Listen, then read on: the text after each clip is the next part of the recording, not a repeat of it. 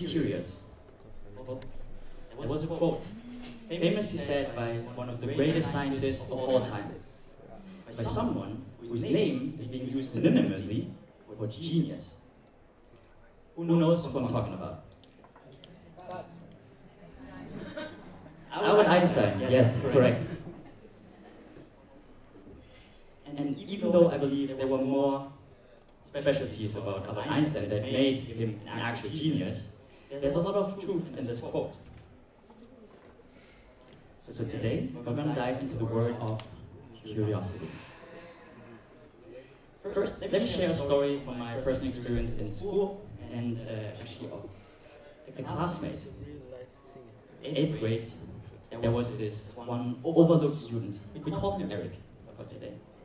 Well, Eric wasn't this average student. He was below. His grades weren't that great. He wasn't any teacher's favorite. Neither was he noticeably intelligent, nor sporty, nor sociable. But he had this one curiosity and passion for buses and trains. He would learn all the trivia, all those nitty-gritty details about public transport, vehicles, and lines.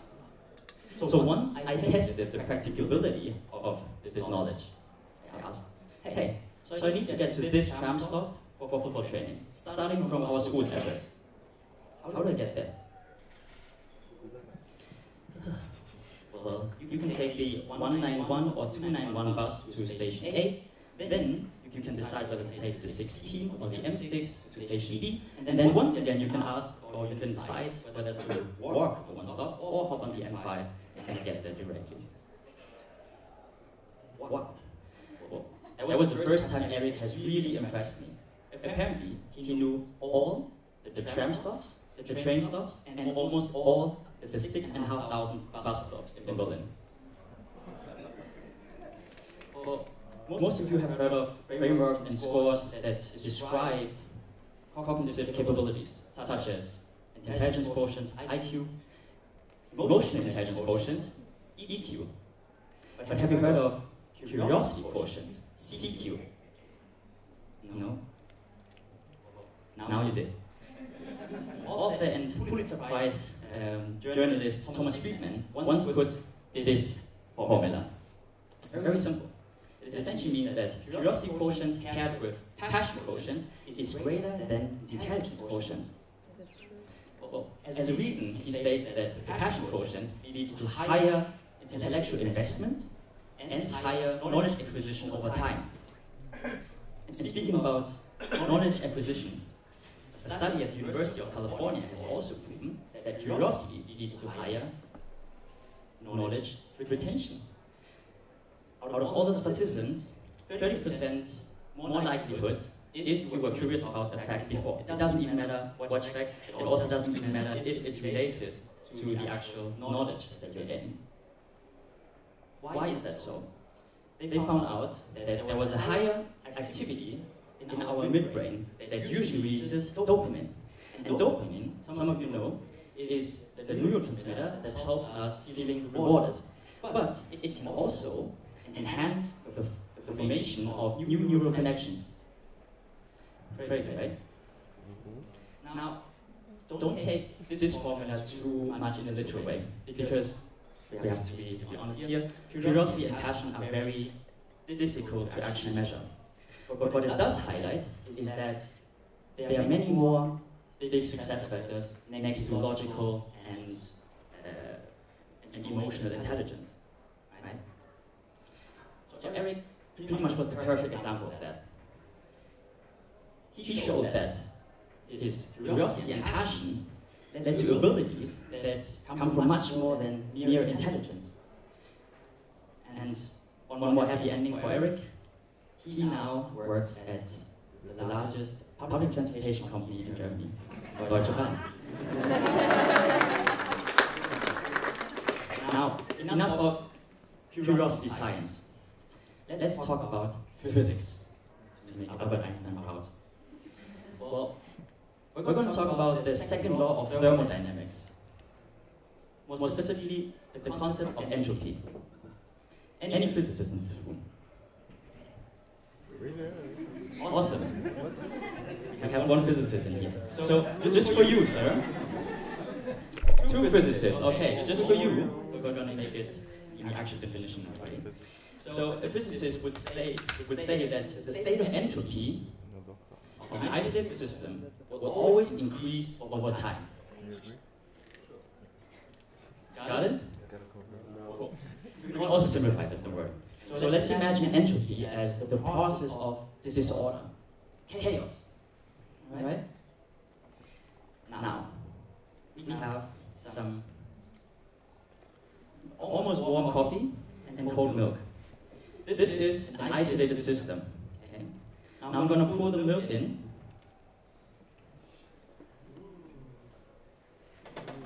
And you see that those two liquids are blending into each other. Bam, entropy. There's more to it, Okay. Important to mention is that the speed of entropy is always the highest at the beginning, and it declines over time. So let's just imagine we are a milk molecule A, and at some point we've already met coffee molecule A, B, C, D, and E. So it takes a little bit more time to eventually meet another novel molecule. So coffee molecule C. Okay? And the beauty is that this is such a strong visualization for our everyday lives in the big picture. When we grow up, everything is novel to us.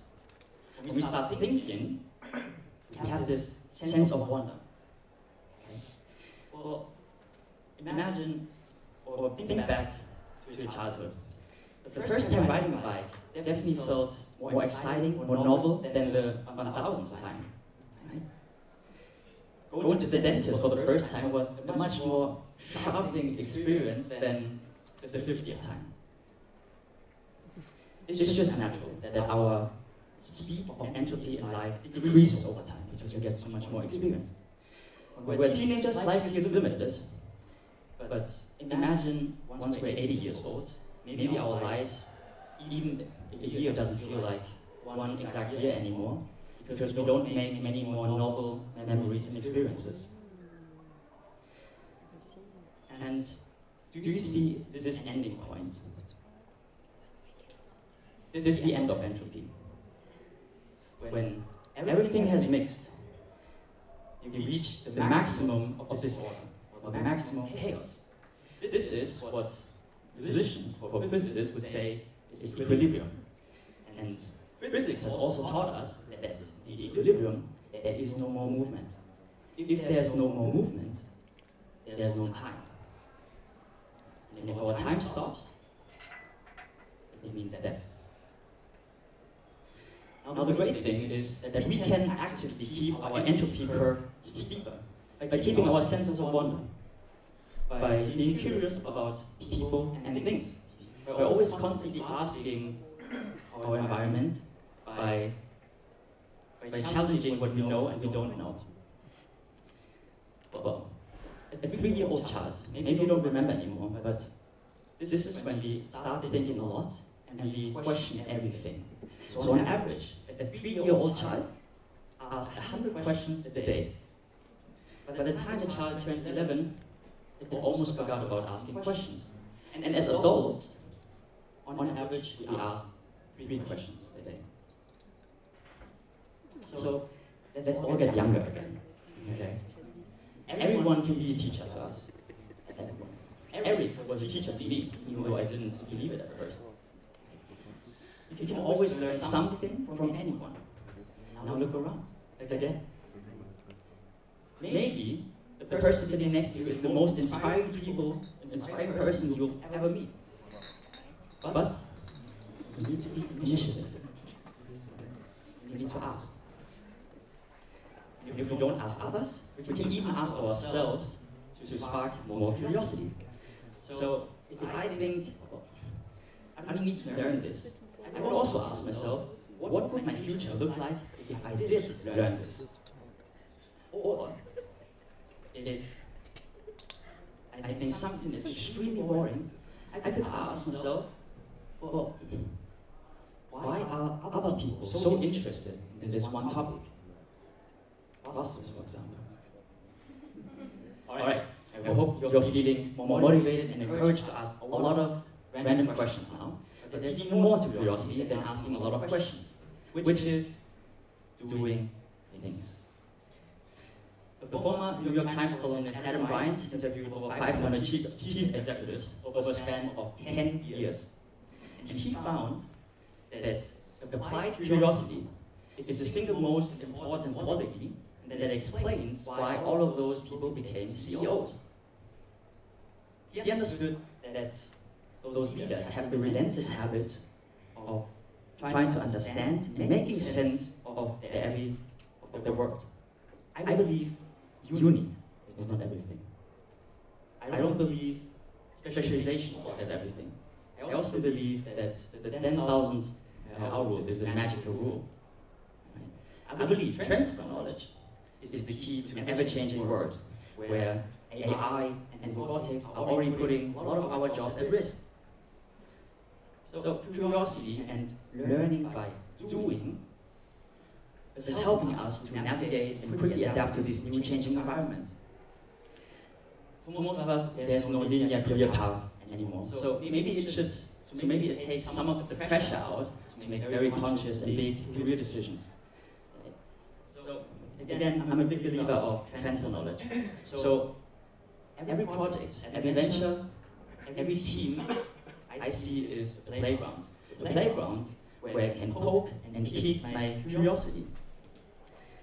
And I'm just very certain that every practical experience every practical experience we can apply into a different field.